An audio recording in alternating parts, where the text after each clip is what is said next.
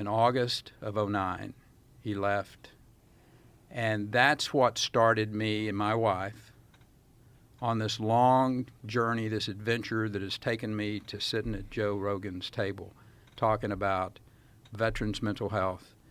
We've been down literally dozens of rabbit trails. Frankly, the bulk of them, they were interesting, but they really didn't bring any relief, didn't bring any help.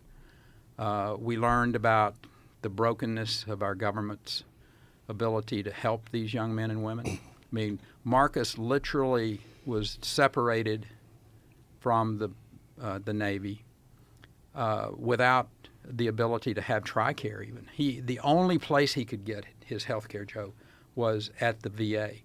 And he had to have some very specific surgeries on his back, highly technical surgeries. And I told him, I said, I'm not going to let you go to the VA and have that done, no offense, but I said, I'll go raise the money and find somebody that we can get you the type of help that you need. And I went to Houston. I talked to a doctor there, Stan Jones, who's the chief medical officer for a stem cell company now called Celltex. But he had heard of Marcus by then. Marcus's book had come out, I think, in '08 when it came out, and it went to #1 on the New York Times bestseller list. So people started to know who Marcus Luttrell was, knew his story, and we were able to get him the medical help that he needed. I also intervened at that time with the Secretary of the Navy, Ray Mabus, and I call Ray. Ray was the former governor of Mississippi, so I knew him through that role.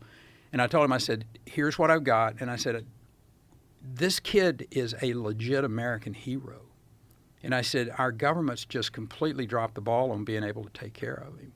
And I said, I don't want to embarrass your boss, but I said, you need to get this kid back in, reevaluate him, get him not fit for duty so he can get eligible for TRICARE, of which they did. And my hat's off to them for doing that and doing it. It just took the sadness of all of this, Joe, from my perspective, is Marcus Luttrell was just fortunate in a lot of different ways, that by the grace of God, he met a governor, a guy that could actually intervene and make a difference. There's literally thousands of young men and women out there today who have mental health issues that don't know a governor, don't have anybody to help.